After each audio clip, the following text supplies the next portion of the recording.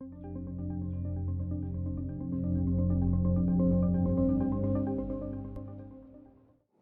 name is Hemston Maroria from Nairobi, Kenya, and I'm a co-founder and CTO of a fintech startup called Wire. My name is Abby Gatamu, and I'm the CEO of CladFi Inc. My name is Femi Iromini. I'm the CEO and co-founder of Money. My name is Prince Ilbudo, and I'm the co-founder of Dokal.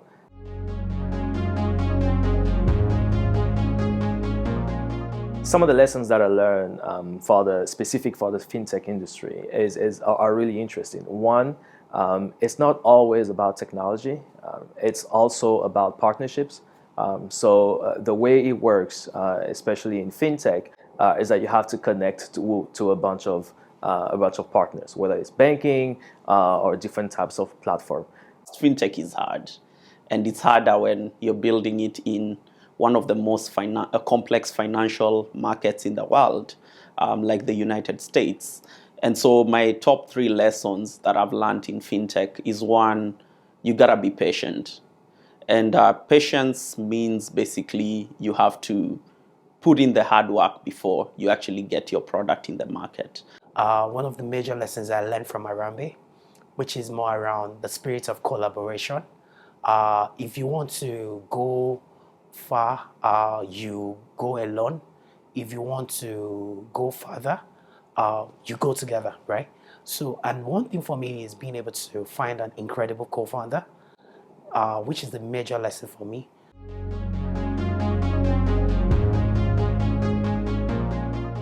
I was really early in my journey. Abby, what problem are you solving? And he was very pedantic about it.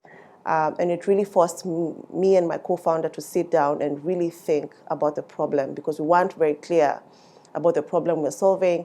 Customers weren't willing to pay for it. But when we found the real problem, customers were banging on our doors, willing to take a 20% finished solution because they're feeling the pain really strongly. And it was a stark difference from when we started. So that was, I think, singly one of the best pieces of advice. Just focus on the problem and the rest will fall in place.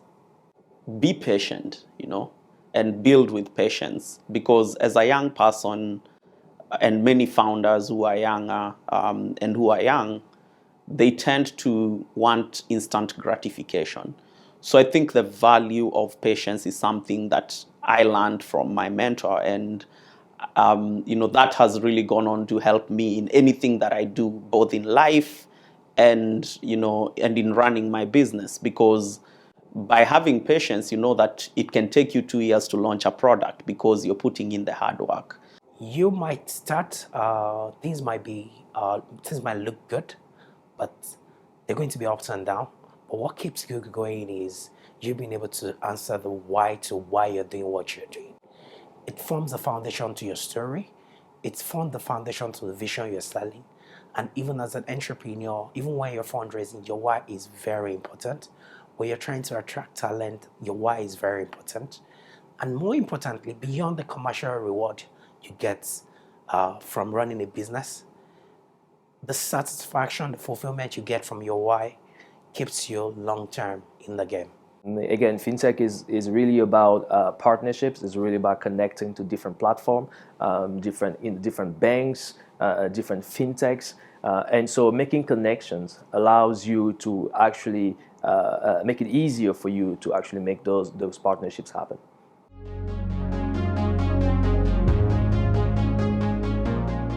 One of the myths about the fintech industry that we've been hearing a lot more over the last few years is that people are trying to solve the issue of the unbanked or the underbanked.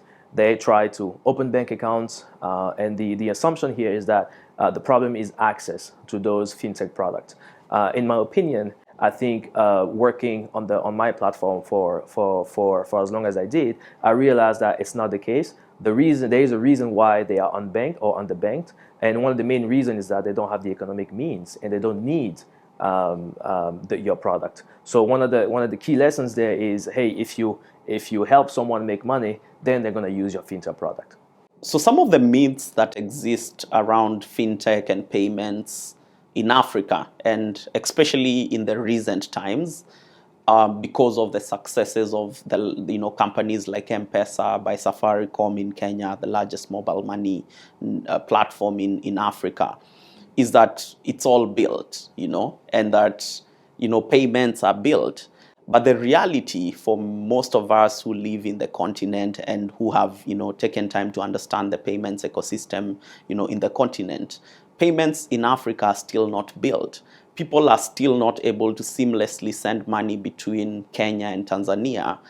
People are not still able to to trade with a business in Congo or Nigeria. Particularly in my space, fintech, and particularly lending, some of the digital lenders initially had a very hands-off approach, very digital approach to lending, and are moving more towards a physical location where they can interact with their customers, because they've seen that leads to better results.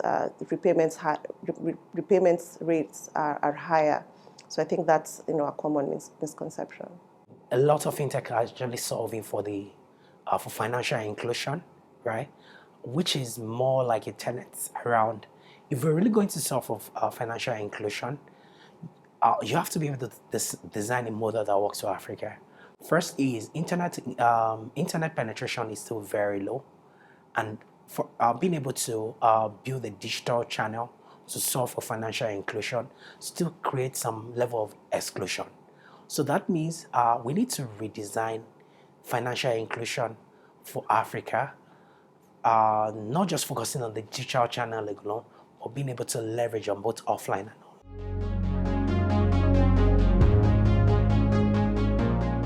What being a Harambean means to me is service. Personally, I'm very passionate about small business and small businesses led by women, particularly. And I think being a Harambean for me means a platform that allows me to reach more of these women with my voice, to encourage them, and to let my hindsight be their foresight. Being an Harambean is an opportunity to be able to connect, collaborate, and then create with other entrepreneurs, other dreamers that are passionate about Africa. So really finding a community of people that are working together to build the future of our continent is something that is, quite purposeful. Being a Harambean means a lot to me. It means being part of this network of overachievers, of change makers, of African leaders. And it is being part of this network helps you, one, navigate whatever hardships you're going through when you're building your platform or your product. But at the same time, it makes you feel like you're part of this big vision about changing Africa, which is what every African should aspire to.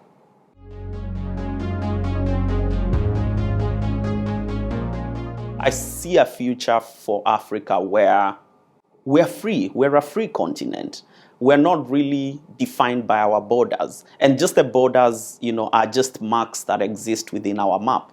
And for me, that is the day I will say that Africa is free.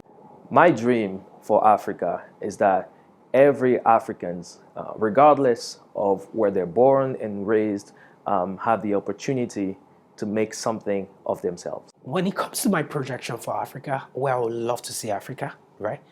I'm a big believer in Africa. I believe by 2050, 50% of the youngest population in the world is going to come from Africa, right? That means the world is going to depend on Africa. For me, I'd like to see a lot more women, step into leadership, be bold enough, and women at the top.